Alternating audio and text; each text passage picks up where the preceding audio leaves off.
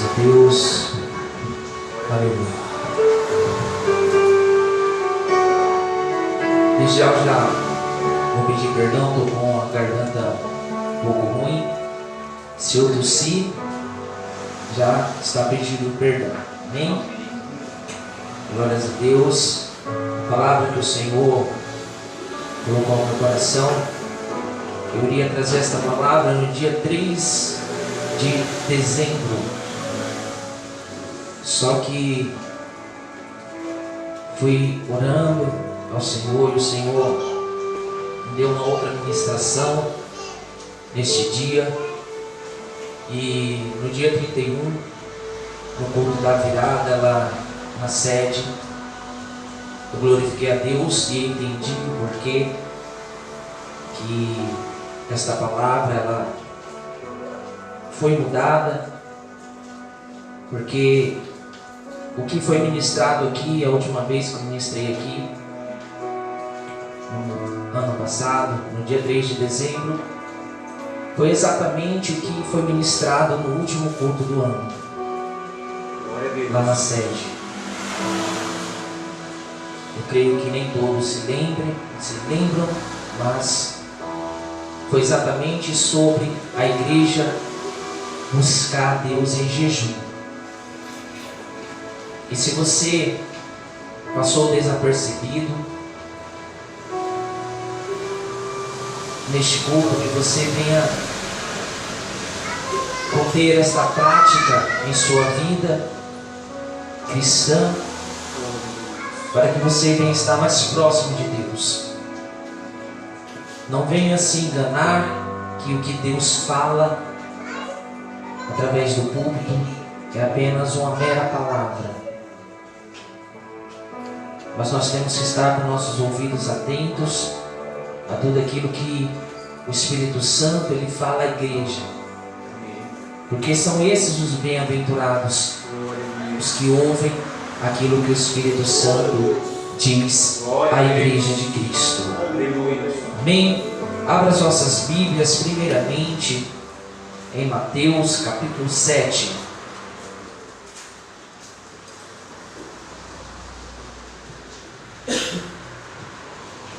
Mateus capítulo 7.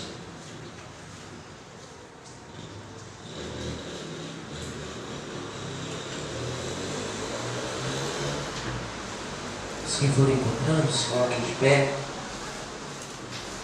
Aleluia.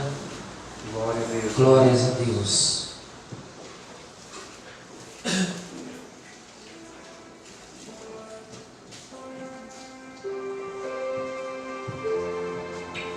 Vamos ler apenas o versículo 5 deste capítulo. E logo em seguida vamos ler uma outra passagem. Diz assim: hipócrita, tire primeiro a viga. Estou lendo na tradução NVI, mas em algumas traduções aparece trave do seu olho, e então você verá claramente para tirar o cisco ou argueiro, em algumas outras traduções, do olho do seu irmão. Agora vá até 1 Coríntios capítulo 5. 1 aos Coríntios capítulo 5.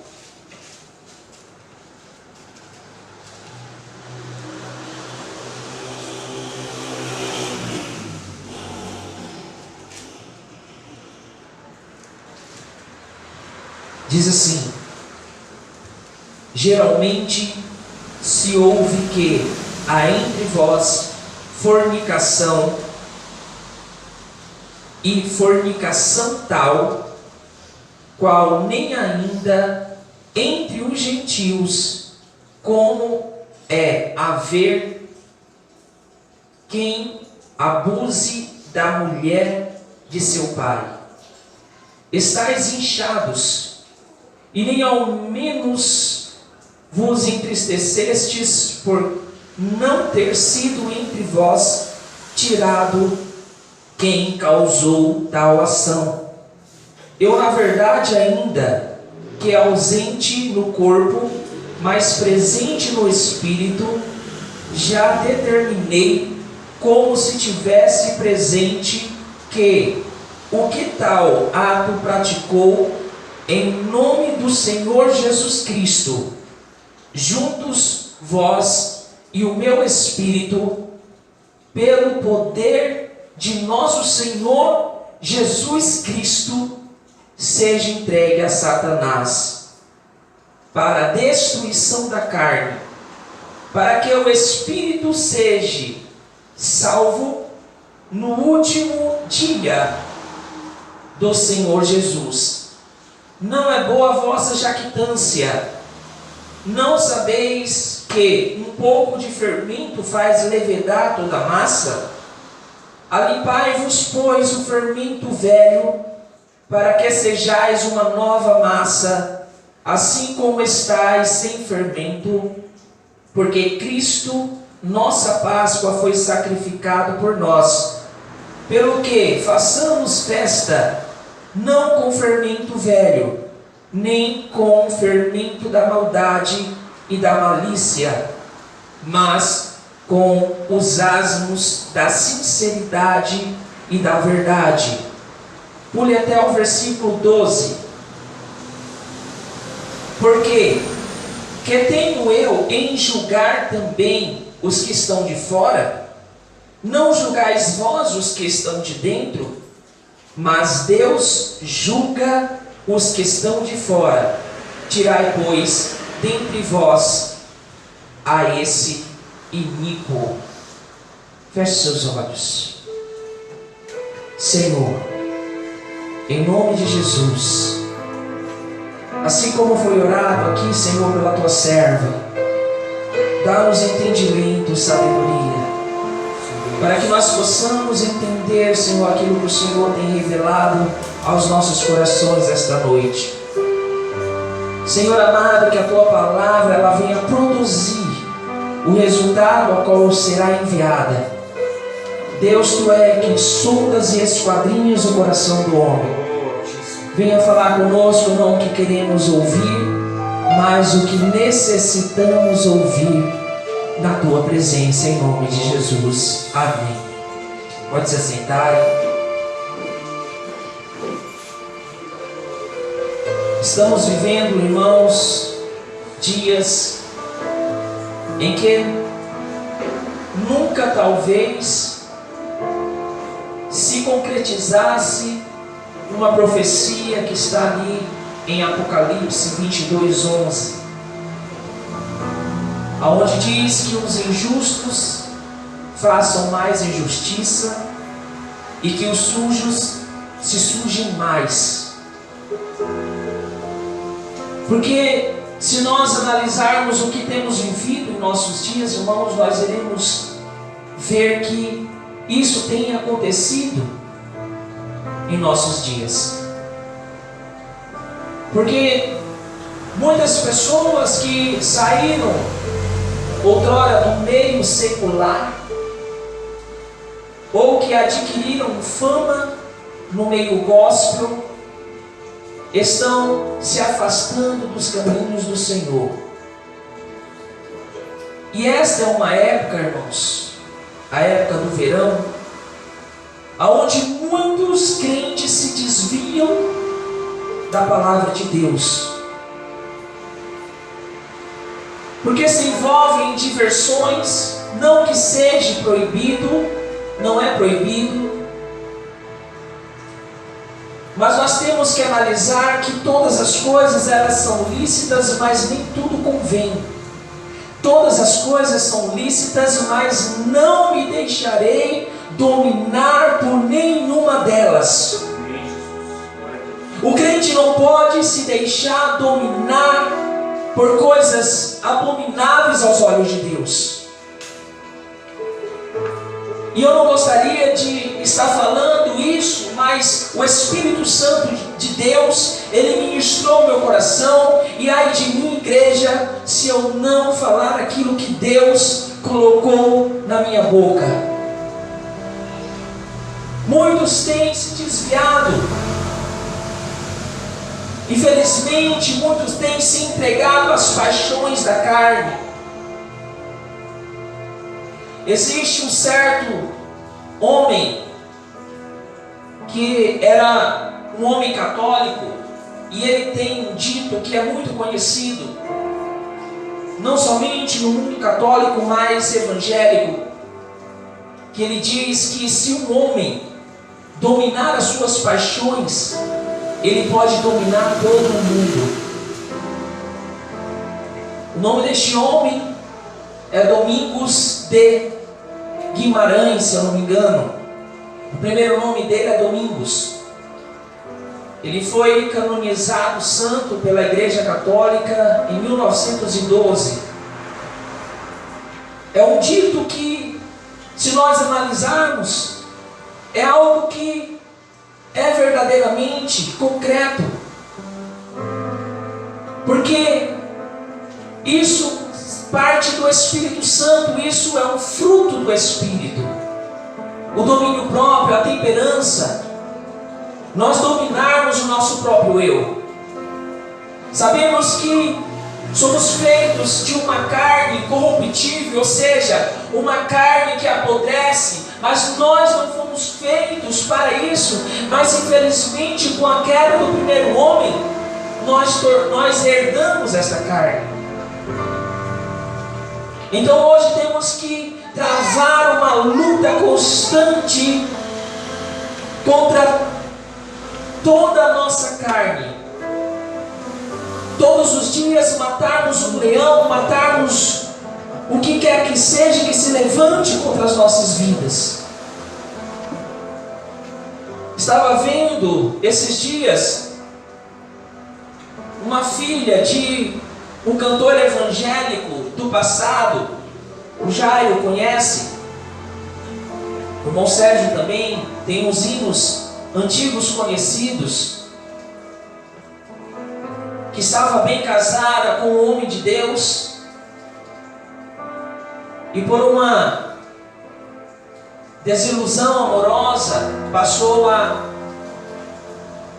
fornicar com outro homem, acabando com a sua carreira de cantora gospel, porque foi filmada usando cocaína, usando drogas. Um outro jovem que até há pouco tempo era reconhecido, e é reconhecido, mas que infelizmente também se desviou dos caminhos do Senhor, que passou a ser conhecido por um programa de TV onde ele cantava e ganhou um prêmio lá. Foi filmado, foi fotografado com uma garrafa de vodka. Um rapaz jovem. E na sua página no Facebook ele colocou ali uma justificativa falando que tinha sofrido uma recaída. E apareceu até novas postagens que ele estava tendo um relacionamento homoafetivo com um brasileiro que mora no Reino Unido. Uma outra pessoa que também é conhecida no meio gospel se desviou até alguns meses atrás, cantava funk hoje e tinha se convertido, gravou CDs gospels e hoje está afastado também dos caminhos do Senhor. E um outro rapaz, esta semana eu fiquei sabendo, está nas redes sociais também, que cantava funk, que era de um grupo que ele se converteu no auge desse grupo e também foi filmado em um baile funk. E hoje encontra-se desviado, e também em sua página no Facebook ele colocou que todos que o seguiam, que são evangélicos, que deixassem de segui-lo, porque ele iria passar a falar palavrões, ele iria passar a falar apologias, que se tivesse crianças assistindo, que tirasse. E ele próprio admitiu que estava indo por um caminho errado. Ele até cita em sua postagem aquilo que Tiago fala em seu livro, que o cachorro volta a comer o seu próprio vômito. E ele admitiu isso, irmãos, que ele estava voltando a comer o seu próprio vômito. E nós não podemos nos enganar. Satanás, ele tem lutado contra a igreja de Cristo nesses últimos dias, porque ele sabe que a vinda de Cristo está mais próxima do que nunca. Aleluia! Louvado seja o nome do Senhor. Quando nós analisamos, irmãos, quero primeiramente entrar naquilo que Jesus Cristo ele fala. Muitas das vezes nós lemos a passagem ali de Mateus capítulo 7, nos primeiros versículos, e queremos justificar muitas das vezes os nossos erros em dizer, olha, não julgueis para não serem julgados. Mas muitas das vezes o que nós não analisamos é o que nós lemos na parte B do versículo 5 que nós lemos lá no início. Aqui Jesus fala para ir tirar o cisco do olho do irmão, depois que tirar a trave do seu olho. Somos nós. Mas Jesus estava falando de um julgamento condenatório que estava vindo entre os fariseus, onde os fariseus se achavam melhores do que os outros. Mas Jesus, ele não está dizendo para a igreja não julgar as coisas ruins que há, não no mundo, mas em nosso meio. Aquilo que está errado em nosso meio. Aquilo que deve ser mudado em nosso meio. Mas nós primeiro temos que tirar a trave dos nossos olhos, para depois irmos e tirar o cisco do olho do nosso irmão. O que está acontecendo? O relato que Paulo está falando aqui na primeira carta aos Coríntios.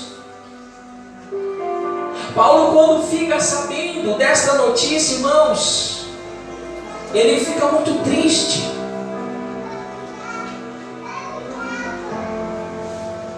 Porque era um homem que outrora estava nos caminhos do Senhor, mas que estava tendo um relacionamento com a própria madrasta. E qual é a maior tristeza de Paulo? É que a igreja sabia e não fazia nada. A igreja sabia daquele mal. Por isso Paulo ele diz, olha, vocês estão inchados. Por que inchados? Porque a igreja de Coríntios, irmãos, era rica em dons. Era a única igreja descrita na palavra de Deus que tinha todos os dons do Espírito Santo. Era a igreja de Coríntios. E quando ele fala, olha, no versículo 6, não é boa a vossa jactância. O que é jactância? É um orgulho enfreado que a igreja tinha por ter estes dons. Era um orgulho. A igreja estava vendo o adultério, a igreja estava vendo a fornicação, a igreja estava vendo coisas abomináveis aos olhos de Deus e estava seguindo como se nada tivesse acontecendo.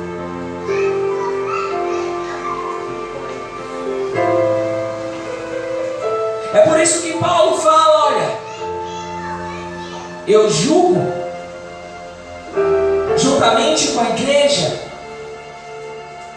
que este homem ele tem que ser entregue a Satanás. Mas não é um julgamento condenatório, não, irmãos, como talvez alguns devem estar pensando. É como se um pai ou uma mãe tivesse um filho desviado dos caminhos do Senhor e começa a praticar roubo, começa a praticar crimes, o desejo dessa mãe ou desse pai nunca será que ele seja pego pela polícia. Mas muitas das vezes, irmãos, a pessoa tem que ser pega, porque ele nunca irá reconhecer o seu erro enquanto ele não perder a sua liberdade. E quantos homens, filhos de crentes, filhos de pastores, obreiros da casa de Deus, apenas se convertem depois de perder a sua liberdade lá no cárcere? Precisou passar por aquilo para reconhecer o Senhor em sua vida. Precisou passar pelo vale para reconhecer que ele não pode viver sem Deus. Aleluia! Glórias a Deus! Eu vou trazer alguns exemplos aqui. O primeiro que eu quero trazer é quando Pedro julgou o ato errado de Ananias e Safira. Pedro, ele não estava declarando uma condenação a eles, porque talvez quando Pedro ele fala aquelas coisas para Ananias e Safira, primeiro para Ananias, talvez ele não saiba o que iria acontecer futuramente, que depois dele falar que ele não estava enganando a homens, mas sim o Espírito Santo de Deus, e logo após Ananias cai morto, e em seguida Safira, Pedro estava julgando aquele erro segundo a palavra de Deus. Quando João Batista falou para o tetrarca, e fugiu a palavra agora, o nome dele, Herodes. João Batista falou a Herodes que ele estava traindo o seu próprio irmão com a sua própria cunhada. Quando nós vemos também, irmãos, o que Jesus ele fala, pode continuar, Will, por favor. Quando Jesus ele fala ali em Mateus, eu gostaria que vocês abrissem as nossas Bíblias em Mateus capítulo 18.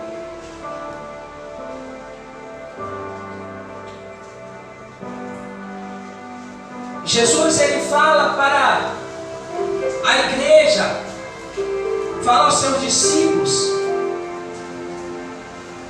fazerem desta devida forma. Aleluia, versículo 15, Mateus 18, versículo 15. Se teu irmão pecar contra ti, vai e mostra-lhe o seu erro, mas faça isso em particular, apenas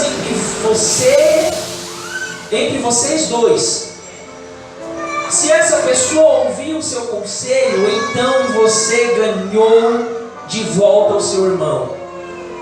Mas se não ouvir, leve com você uma ou duas pessoas para fazerem o que mandam as Escrituras Sagradas.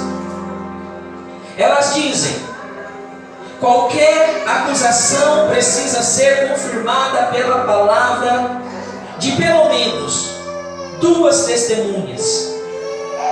Mas se a pessoa que pecou não ouvir essas pessoas, então conte à igreja.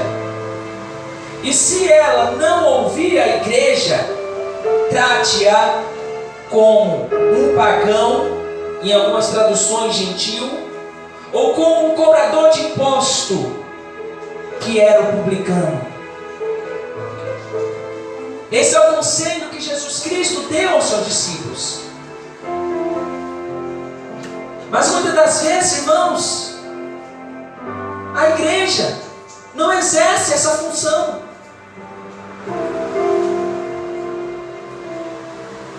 Quantas chances Jesus está mandando dar aqui ao pecador que ele se arrependa? 3 chances. Primeiro vai o irmão. Se não ouvir o irmão, vai o irmão, mas com outra pessoa ou com 2 testemunhas. Se não ouvir as 2 testemunhas com aquela pessoa, conte à igreja. Se não ouvir a igreja, seja tratado como um gentil e um publicano. E não é só aqui que nós vemos isso na palavra de Deus. Nós vemos isso na palavra de Deus quando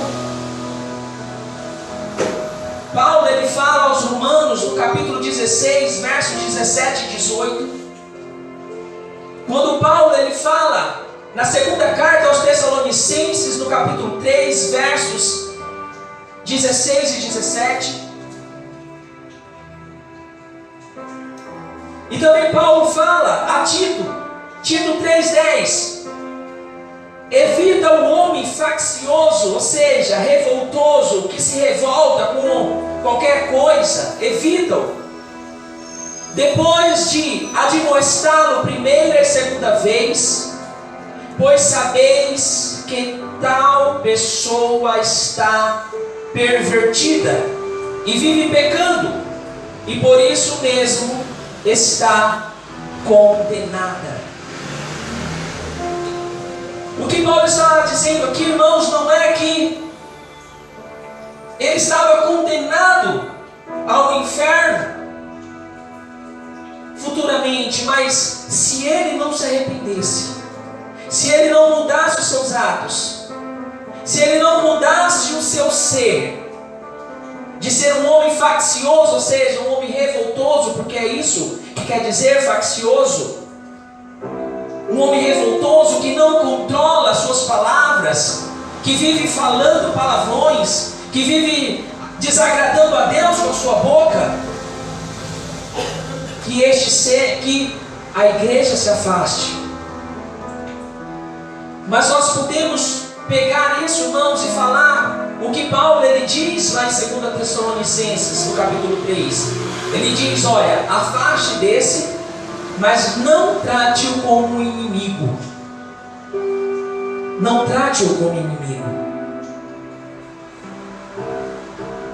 E todos nós temos que cumprir isso, irmãos, como igreja de Cristo, para que, o que Paulo ele diz, quando ele fala aos Tessalonicenses, para que estes fiquem envergonhados, é para que a pessoa fique envergonhada. E quando ele diz aqui, deste homem que estava adulterando com a sua própria madrasta, não era um julgamento condenatório, porque Paulo diz, olha, que ele seja entregue a Satanás, para que no último dia ele seja salvo. O que isso quer dizer? Que a pessoa iria passar por um processo de dor, por um processo de afastamento dos irmãos, para que ele reconhecesse o seu erro. Paulo ele acha absurdo em ver a igreja sabendo desses atos e não fazer nada. Aleluia! Nós vivemos, irmãos, em um tempo de pós-modernidade que historiadores e eruditos da palavra dizem que começou em 1989, aonde tudo se tornou relativo, e é a palavra principal que aqueles adeptos da nova era usam. Tudo é relativo, ou seja, não existe uma verdade absoluta de nada. Mas nós que estamos com os nossos olhos abertos espiritualmente, sabemos que a palavra de Deus, ela é uma verdade absoluta. Ela não é relativa. Por isso, irmãos, eu defendo aqueles que são apologetas em nossos dias. O que é um apologeta? Aquele que defende a palavra de Deus. São pessoas que estudaram muito tempo e se tornaram apologetas. E eu conheço alguns que eu admiro, que defendem a palavra de Deus, sim. Não tem vergonha. Porque muitos irmãos têm vergonha, sim, de defenderem a palavra. Sabemos que não temos que entrar em contendas, não, mas temos que defender a verdadeira palavra de Deus, as Escrituras Sagradas. Jesus Cristo diz que é pelas Escrituras que nós seremos salvos. Quando nós seguimos ela, quando nós somos conduzidos por ela. Não podemos fechar os nossos olhos, igreja. Muitos têm se iludido, muitos têm sido entregues, sim, às concupiscências deste mundo. E nós vemos isso. Paulo ele diz em Romanos 1:24. E também ele diz em 2 Tessalonicenses capítulo 2, verso 11. Que estes estão sendo sim entregues a essas paixões. Ou seja, a pessoa ela tem a oportunidade de rever os seus atos. E se ela não rever os seus atos, não é Satanás que o leva para este caminho. O que Paulo ele diz, inspirado pelo Espírito Santo, é que a pessoa é entregue por Deus a essas concupiscências para que acreditem na mentira. A pessoa passa a acreditar na mentira, passa a se iludir, passa a achar que é relativo o que ela está fazendo, passa a achar que se ela bebe, se ela fuma, se ela tem algum tipo de vício, aquilo não levará ela para o inferno futuramente. É isso que a turma da relatividade acha.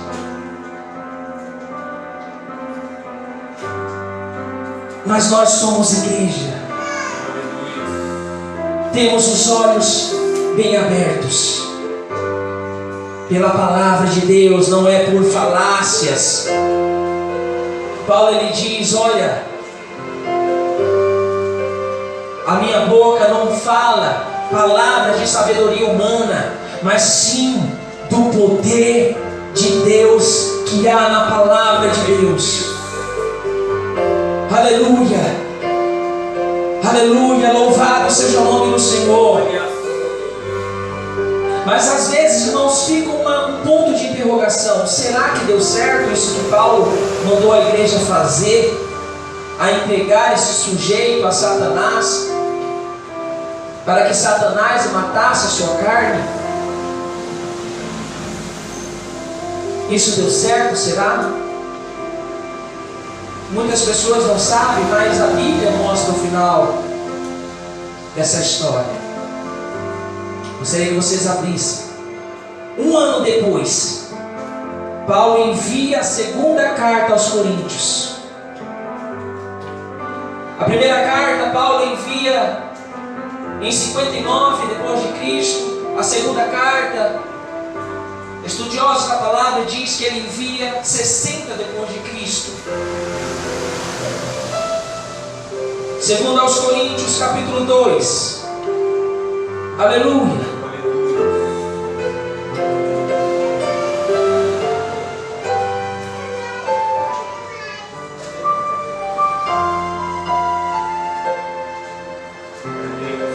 Segundo aos Coríntios capítulo 2.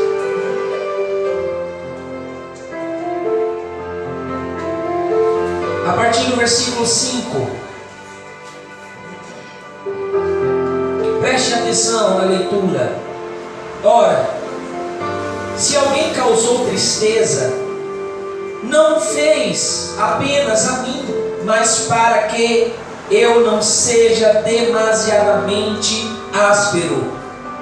Digo que, em parte, a todos vós, basta-lhe a punição pela maioria, de modo que deveis, pelo contrário, perdoar-lhe, preste atenção, igreja, e confortá-lo. Paulo está falando deste homem que estava fornicando com a sua madrasta, para que não seja o mesmo consumido por excessiva tristeza. Pelo que vos rogo que confirmeis para com ele o vosso amor. E foi por isso que vos escrevi, para ter prova de que em tudo sois obedientes. A quem perdoais alguma coisa, também eu perdoo. Porque, de fato, o que tenho perdoado, se alguma coisa tenho perdoado, por causa de vós, da igreja, o fiz na presença de Cristo, para que Satanás não alcance vantagem sobre vós, pois não lhe ignoramos os desígnios. Só até aqui, igreja. O que aconteceu com aquele homem? Ele se arrependeu do que ele cometeu, da sua prática pecaminosa. Ele se arrependeu daquele ato que ele estava praticando com a sua própria madrasta. É o que eu falei no início. Se ele não tivesse sido entregue a Satanás, como Paulo fala em sua palavra, em suas palavras, será que ele tinha mudado as suas atitudes?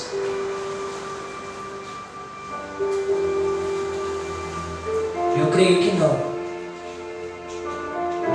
Mas quando ele foi entregue a Satanás, quando Satanás se andou na sua vida, talvez tenha feito uma arruaça na sua vida em um período de 1 ano, ele reconheceu que não tinha outro caminho senão Deus, senão Jesus Cristo, o nosso único, suficiente e verdadeiro Salvador. Então muitas pessoas necessitam sim passar por estas provas para reconhecer que não pode viver sem Deus. E foi exatamente isso que aconteceu com aquele homem. E o julgamento, os 2 últimos versículos que nós lemos lá no início, verso 12 e 13 de 1 Coríntios 5. Porque que tenho eu em julgar também os que estão de fora? Não julgais vós os que estão de dentro, mas Deus julga os que estão de fora. Você, igreja, tirai dentre vós o iníquo. Quem é que tem que julgar a igreja? O perverso, o iníquo, somos nós. Mas não o julgamento condenatório dos fariseus de Mateus capítulo 7. Um julgamento em que mostra o erro da pessoa. Se você não se converter, se você não se voltar para Deus, não existe um final bom para você. Verdade. Se existe alguém em nosso meio que necessita se se voltar para Cristo, esta é a oportunidade. Porque a palavra já foi enviada. Existe alguém em nosso meio aqui esta noite que quer aceitá-lo ou retornar aos caminhos de Deus? Esta é a oportunidade. Se levante, não permita que Satanás impeça isso na sua vida. Esta é a oportunidade que Deus está te dando para retornar aos seus caminhos. Na quinta-feira nós louvamos a Deus pela vida da Ruth, que estava afastada dos caminhos de Deus e retornou. Assim como o pastor Sérgio pediu oração por ela, eu reitero este pedido. Orem pela vida dela, que ela necessita muito de oração da igreja. Tem alguém que quer tomar essa decisão esta noite?